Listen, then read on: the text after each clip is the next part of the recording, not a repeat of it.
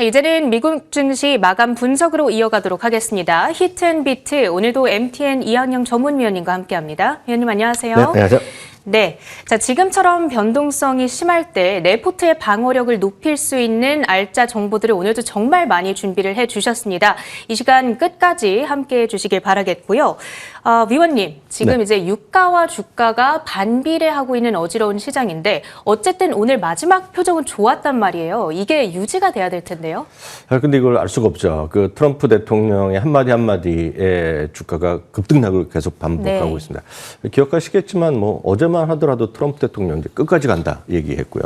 사실 이란에서도 이런 얘기를 했습니다. 이란에서도 뭐 호메이니 그 죽은 사람이요. 이 사람의 예전 평소의 공격 패턴이라고 하는데 공멸의 길을 간다. 그래서 이제 끝까지 간다 얘기했었습니다. 물론 지금 오늘 트럼프 대통령이 이 기자들과 여러 가지 얘기를 하면서 여러 가지 말을 쏟아냈는데 핵심은 이거 아닙니까?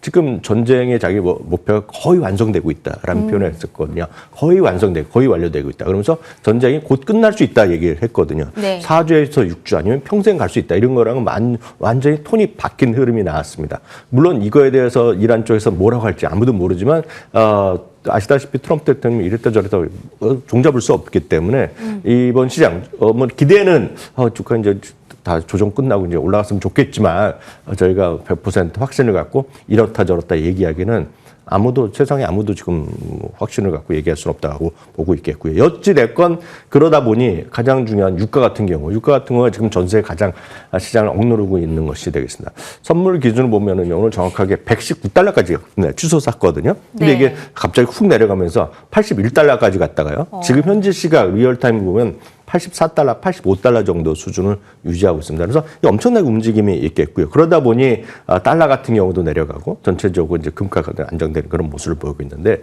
장중의 반등폭은요. 오늘 어저께 우리 시각으로 어제 밤에 좀 보고 주무셨던 분, 새벽까지 밤늦게까지 보셨던 분들은 오늘 일어나고 눈을 좀 제대로 봤나? 뭐 이렇게 놀라셨을 것 같아요. 놀라셨을 것 같습니다. 정확히 말씀드리겠습니다. 다우지수가요. 1.9%가 하락했었습니다. 장중에요. 그리고 S&P 500과 나스닥은 각각 1.5% 넘나들게 하락했었는데요. 지금 종가 기준으로는 다우지수는 0.5% 올라가고요. 나스닥과 S&P 500은 각각 1.4%에 0.8% 올라갔는데요. 그럼 장중에 이렇게 반전 플레이죠. 하락에서 이렇게 급반등한 폭은 지금 나스닥 기준으로 보면 거의 3%포인트가 나오고요. S&P 500도 2.5%포인트 나오는데요. 이 정도의 소위 반전의 장중 반등폭은 작년 4월 30일 이후 최대 폭입니다. 그만큼 엄청나게 1년 만에 또 이런 일이 벌어졌다라고 보셔야 되겠습니다. 말씀드렸다시피 트럼프 대통령의 한마디가 주가를 크게 움직였다라고 보셔야 되겠고요. 미국 달러도 계속 고공행진을 하다가요. 98.35포인트 정도로 좀 내려오고 있는 모습이 되겠습니다. 금리도 계속 치솟았었는데요. 금리도 4.108% 정도까지 좀 내려오는 모습이 되겠고요. 섹터별로 보면 금융주를 제외한 모든 섹터가 상승했고요. 특히 기술주 같은 경우가 엔비디아를 비롯해서 다 올라가는 모습이었다라고 보셔야 되겠습니다. 특히 엔비디아와 엔비디아 관련주들은 다음 주 월요일부터 가장 이제 인공지능 쪽에서 가장 핫 이슈가 열리고 새로운 어떤 방향성을 제시하는 엔비디아 GTC가 이제 열리거든요. 그걸 앞두고 나서 관련주들 비슷한 것들이 전부 다 동반반대한 것도 오늘의 시장의 큰 틀에서 특징이 되겠습니다. 네, 알겠습니다. 전반적인 시장 먼저 살펴주셨고 오늘 위원님께서 주목하신 세 가지 헤드라인 들어가 봐야겠죠. 오늘 시장을 움직였던 핵심입니다. 오늘의 히트, 월가에서 바라본 주식시장 바닥. 자, 지금 단기적인 흔들림 이제 끝나고 바닥을 찍고 다시 올라가는가 이게 제일 궁금할 것 같아요. 네, 큰 틀에서 일단 기술적인 것부터 먼저 말씀드리면 오늘 그 나스닥 선물 기준, 나스닥 전체도 마찬가지, 선물 현물도 마찬가지인데요. 나스닥이 오늘 흔히 얘기해서 200일선을 하향했다가 이탈했다가 지금 올라오는 모습을 보여주고 있고요. S&P 500도 거의 200일선이 거의 달락말락하다가 지키고 있지만 상당히 안정되지는 못한 흐름을 보이고 있습니다. 다만 긍정적으로 보는 사람들의 입장에서 굳이 따져본다 그러면 나스닥 선물이나 이런 것들이 이미 200일선에 터치하고 내려갔다 올라갔기 때문에 이런 것들은 상당히 지금 소위 조정은 마무리됐다는 시각 분명히 있긴 있다라고 보셔야 되겠습니다. 다만 전체적으로 보면 아직까지 쉽지 않은 모습인데요. 큰 틀에서 대표적인 낙관론자라고 얘기하는 탐리 얘기 잠깐 말씀드리겠습니다. 탐리는 매그세븐이라든가요, 소프트웨어 그리고 가상화폐 시장, 특히 가상화폐 시장에 대해서 상당히 불리시한 분인데 이미 바닥을 쳤거나 혹은 거의 바닥에 근접했다. 얘기한 최소한 바닥을 완성하고 있다는 표현을 쓰고 있습니다. 한편 시타델 같은 경우에는요. 3월 중순 정확히 보면 3월 20일 언저리 플러스 마이너스에서 바닥을 확인할 거란 얘기를 하고 있습니다. 트리플이 위층되기가 이번에 3월 20일 있다는 걸 강조를 하고 있습니다. 지수 옵션, 개별 주식 옵션, 선물 만기일이 겹치는 날이 되겠는데요. 시타델 데이터에 따르면은요. 약 5조 달러 규모의 계약이 만료될 규모고 이거는 역대 최고 규모의 만료 물량이 있다는 얘기입니다. 특히 이번에는 전쟁이 맞물려 있으면서 엄청나게 많은 옵션 물량이 지금 더 터질 수밖에 없다라는 얘기를 하고 있습니다. 거기다가 개인 투자가들이 우리나라도 마찬가지가 되겠지만요. 강력하게 지금 지지 역할을 하고 있다는 겁니다. 그래서 하락할 때마다 위축되는 것이 아니라 적극적으로 ETF가 됐건 주식이 됐건 적극적인 매수세가 이어지고 있다는 얘기가 되고 있습니다. 특히 하락하는 날 같은 경우에는요. 상승하는 날 대비 2.5배 이상의 매수가 들어오고 있는데 이런 규모는 2026년 들어서 과거에 없던 그런 정도라고 보셔야 되겠습니다. 그럼 도대체 구체적으로 어떤 것에 돈의 힘이 있냐는 것인데요. 시장을 밀어올릴 유동성의 공급원으로 세금 환급을 얘기하고 있습니다. 우리나라도 마찬가지 1월 달에 이제 13개월째 뭐 월급, 급여일 이런 얘기 하시는 분 많이 그 급여 생활자들 있었을 텐데요. 네네. 미국도 마찬가지입니다. 2월 달부터 해서 2월 말 3월 초에서 세금 보고를 통해서 이제 환급 받는 사람들이 나온다고 얘기하고 있는데 지금 이제 받겠네요. 네, 그렇죠. 그 규모가 상당히 요번에 클 것이다 얘기를 하고 있습니다. 이거는 뭐 저희가 알 수는 없는 것이고 이걸 분석하는 사람은 그동안의 통계 이런 거 갖고 얘기하는 거가 되겠는데요. 그러다 보니 이런 것들이 주시장에 상당히 들어오는 그런 규모라고 보셔야 되겠고요. 상대적으로 이제 1, 2월 달에 좀 위축됐다가 1월부터 그런 환급 갖고 돈이 들어오면서 어디로 들어오냐면 펀드라든가 ETF, 세금 쪽에 돈이 들어온다는 얘기를 하고 있습니다. 그런 흐름을 보이는 것이 월별 뮤추얼 펀드 내지 ETF의 매수 규모 추이를 보여주고 있는데요. 그런 것들이 전체적 흐름이 되겠고요. 이러다 보니 전체적으로 1, 2, 3, 4월 월별로 봤을 때 가장 좋았던 것들이 3월 중순 이후부터 4월까지가 상당히 좋았던 주식 시장의 수익률을 기록했다는 소위 그 계절성, 시즈널리티를 얘기하기는 사람들이 있다 없다? 있다라고 보셔야 되겠습니다. 그래서 3월 중순까지는 약간 슬로우했고 4월부터 상당히 좋아지기 때문에 3월 한 달을 앞과 뒤로 나누면 뒤를 좀 좋다는 얘기를 통계적으로 얘기를 하거든요. 그러니까 그런 것들의 흐름에서 이해를 하시면 좋겠습니다. 특히 그 미국 주식은 이제 개인 투자자들도 워낙 투자를 많이 하잖아요. 그렇죠, 그래서 그렇죠. 이 세금 환급이 유동성 효과가 생각보다 클 수도 있겠어요. 네, 맞습니다. 그러다 보니 거기다가 이제 말씀드렸던 가장 중요한 것은 역시 주시장은 이런 수급 요인도 있겠지만 가장 중요한 것은 실적이거든요. 사실 우리나라 주식시장과 약간 다른 것이 미국은 이제 매주 이런 것들을 통계적으로 발표하는 것이 워낙 많이 있겠는데요.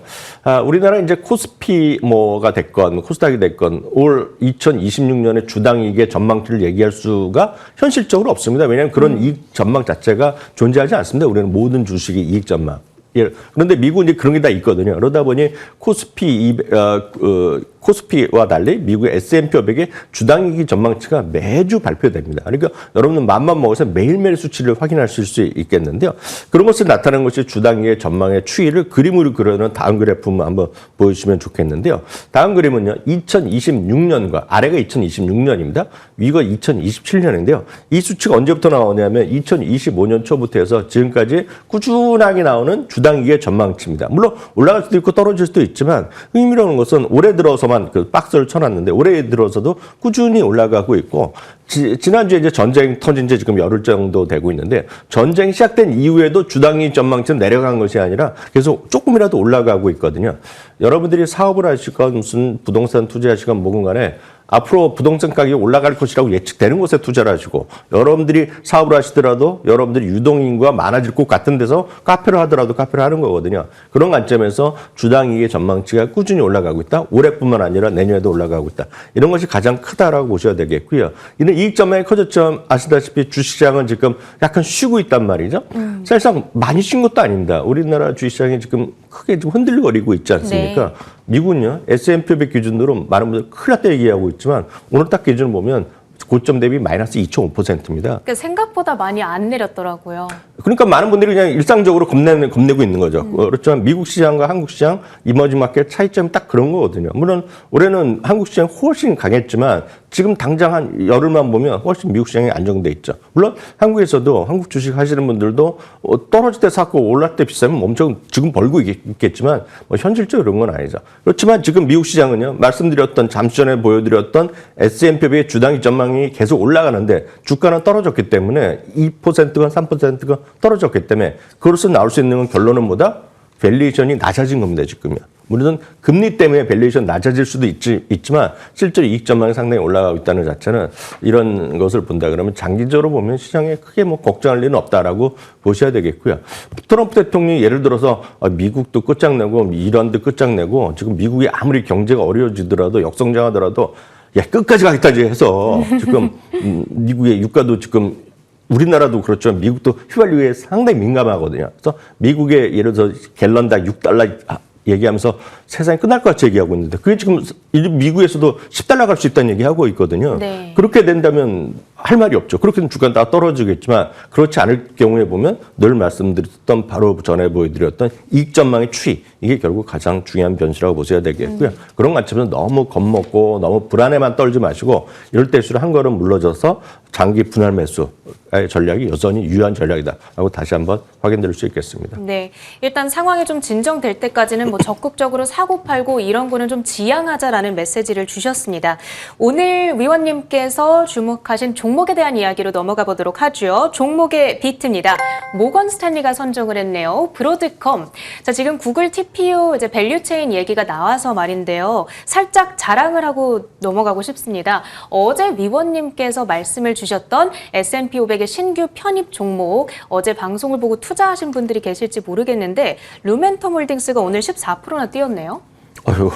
이거 저도 뭐 정도 올라갈 줄 몰라갔는데 여하튼 이런 것들이 전반적으로 보면 엔비디아의 다음 주에 있을 GTC의 그런 관련주로도 좀 분류되는 거가 바로 그런 것들입니다. 그래서 네. 그런 것들 말이 나온 김에 기회가 되면 좀 더 자세한 얘기 있으면 아마 내일이건 모레건 한번 다시 말씀드리겠고요. 네, 좋아요. 예, 브로드컴 조금 말씀드리도록 하겠습니다. 모건 스탠리가 AI 관련주의 토픽으로 다시 한번 제시했습니다. 특정 AI 작업에서를 하는 그런 회사나 이런 회사의 입장, 그런 주체 입장에서 보면 GPU보다는 효율적이고 가성비가 뛰어난 소위 맞춤형 주문형 반도체에서 ASIC 시장이 더욱더 커질 수 있고 그런 것들이 가성비가 좋다고 얘기하고 있습니다. 그런 관점에서 그쪽 시장에서 가장 최선 호주는 역시 브로드컴 그리고 일부 마벨 테크놀로지를 얘기하고 있거든요. 근데 지금 보시면 모건 스탠리는 마벨 테크놀로지도 좋지만 브로드컴이 압도적으로 더 좋은 기업이라고 얘기를 하고 있습니다. 한마디로 절대 강자라고 얘기하고 있고 목표 주가를요. 기존의 $462에서 아주 많지는 않지만 $470로 상향했습니다. $470만 하더라도 현재 주가 대비 약 40%의 상승 여력이 있는 그런 기업이라고 보셔야 되겠습니다.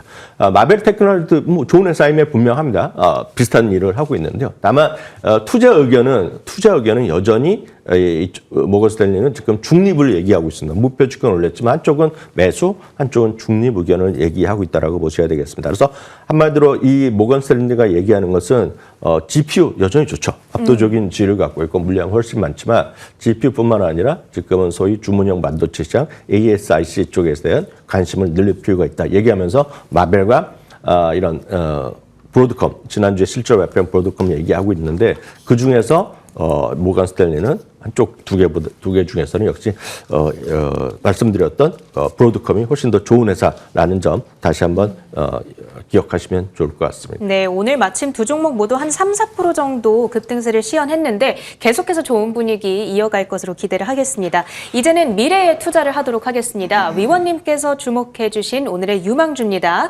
넥스트 비트. 기술주와 콜라보를 하는 방위 산업이네요. 이 안에서 어떤 종목을 주목해 주셨을까요? 네, 그 위즈덤 트리라는 곳에서 일단 발표한 자료를 기반해서 말씀드리고 있는데요. 이제 많은 분들이 이제 걱정을 하는 분도 많이 있죠. 정말 그 방위 산업의 미래가 소위 AI에 휩쓸면 어떻게 되느냐 하는 거죠. 그래서 네. 앞선 코너에도 이제 앵커께서 얘기했던 거 엔트로피 얘기를 많이 하셨잖아요. 맞아요. 실제로 보면 우리나라에서는 큰 이슈가 되지 않는지만 미국에서 가장 큰 이슈 중에 하나는 엔스로픽과 국방부의 싸움입니다. 네. 예, 핵심은 키워드를 다시 말씀드리지만 여러분들 공감하실 분도 있고 아주 말도 안 된다 공상과학 얘기하실 텐데요. 터미네이터 생각하시면 되겠습니다. 터미네이터 보시면 그 모든 인공지능 기계가 인간과 전쟁을 하지 않습니까? 사람이 하나도 들어가지 않는데 엔스로픽이라는 회사는 그런 인공지능을 하는데 소위 사람의 도덕성이나 이런 윤리가 필요하다는 입장입니다. 그것과의 싸움, 그것과의 오픈 AI 샘 엘트만과의 그 다툼 때문에 독립해 나온 게 엔스로픽이에요. 근데 엔스로픽이 국방부에서 그런 얘기를 하다가 계약이 서로 이제 안 했거든요. 그래서 트럼프 대통령 입장에서 최종 통첩을 했습니다. 너희 말 안 들으면 너희 계약을 끊겠다 그랬는데 결국 우리 같으면 질 것 같은데 엔스로픽이 거기 노한 겁니다. 그래서 네. 모든 계약이 끝났거든요. 그러다가 이제 오픈AI가 그걸 다시 했고 그러다 보니 오픈AI에서 일하던 사람들이 좀 나왔습니다. 또 그렇게 하면 안 된다고 나올 정도로 윤리적 문제가 엄청 지금 핫 이슈입니다. 지금요. 근데 그런 것들이 이제 도덕적인 문제가 되겠고 다만 저희가 말씀드린 것은 그냥 냉정하게 경제적 기업 입장에서 말씀드리면 어찌되었건 지금 방위 산업에는 인공지능이라든가 AI 소프트웨어가 상당히 여기 들어가 있다. 그렇죠. 예, 그렇기 때문에 여기에 특히 보안이라든가 이런 회사들이 상당히 관련될 수밖에 없다라는 얘기하면서 위즈덤 트리가 사이버 보안이라든가 인공지능 중심의 소위 그 사이버 테크, 디펜스 테크가 새로운 안전 자산이 될 수 있다 얘기하면서 이게 단기간의 트렌드가 아니라 1, 2년짜리 아니라 앞으로 10년, 15년 동안의 장기 트렌드가 될 수 있다라고 상당히 이제 약간 꿈 같은 얘기를 했다라고 보셔야 되겠습니다. 다시 말씀드린 이 방송 보신 분 중에서 공감을 하실 분도 있고 저 말도 안 된다. 안 된 거다. 얘기하지만 이게 현실이 좀 이루어지고 있다라고 보셔야 되겠습니다. 거기에 이제 핵심은 뭐 워낙 잘 아시다시피 팔란트 같은 거가 제일 핵심적인 일을 하는 거가 되겠고요. 그 외에 크라우드 스트라이크나 서비스 나우 같은 경우에도 방위 산업과 맞물리면서 큰 도약을 할 수 있는 그런 포지션에 있다라고 한번 이해하시면 좋을 것 같고 그런 관점에서 위즈덤 트리라는 것은 슈퍼사이클이다 얘기를 하고 있어요. 그러면 여러 번 말씀드렸다시피 그런 방위산업 ETF 중에서 몇 개가 있는데요. 그런 소프트웨어 쪽, 테크 쪽에 조금 관련된 걸 하나 미리 말씀드리면 여러 번 말씀드렸다시피 흔히 얘기해서 쉴드란 ETF가 있습니다. 네. SHLD죠. 쉴드가 방패 아닙니까? 그래서 글로벌 X에서 하는 거는 테크 주식과 방위 산업이 합쳐진 ETF가 있는데요. 그거 제외하고요. 오늘 처음으로 이 방송을 통해서 말씀드린 거가 두 가지가 있는데요. 미국뿐만 아니라 아시아 쪽 그리고 유럽 쪽에서 상당히 이런 쪽에 관심이 많다고 얘기를 하고 있습니다. 이쪽. 그러면서 물론 자기네가 만든 ETF를 얘기하고 있는데요. 유럽에 좀 특화된 ETF가 WDEF입니다. 여기에 보면 브리티시 에어로스페이스 같은 BA라든가 레오나드뿐만 아니라 유럽의 그런 수많은 방위 산업이라든가 소프트웨어 회사들이 포함되어 있습니다. 그게 WDEF고요. 33달러 정도 하고 있다라고 보셔야 되겠고요. 근데 그 다음은 이제 WDAF입니다. A니까 당연히 아시아가 되겠는데 여기 보면 하나 시스템 그 하나 에어로스페이스 같은 우리나라 회사도 들어가고 일본 회사도 들어가고 다 들어갑니다 지금요. 일본 회사가 또 꽤 많이 들어가는데 여기에 보면 하드웨어뿐만 아니라 소프트웨어가 다 같이 들어가는 것들이기 때문에 이런 것들 여러분들은 관심 갖고 보시면 좋을 것 같고 그래서 시장에서 약간 흔들거리고 뭐 전통적인 방위산업만 했던 것은 오늘 약간 고점에서 약간 쉬는 모습인데 앞서 말씀드렸던 쉴드 ETF 같은 오늘도 막 사상적 막 가거든요. 네. 그러니까 그런 흐름을 여러분 좀 이해하시고 시장을 너무 짧게 보지 마시고 그런 흐름도 있다라는 걸 좀 이해하시면 좋을 것 같습니다. 네, 좋아요. 쉴드는 사실 우리 모두에게 좀 익숙한데 오늘 WDEF와 AF 좀 새로운 글로벌적으로 확대해서 투자하고 싶으신 분들께 아주 훌륭한 투자 아이디어를 새롭게 주셨습니다. MTN 이항영 전문 위원님과 함께했습니다. 고맙습니다.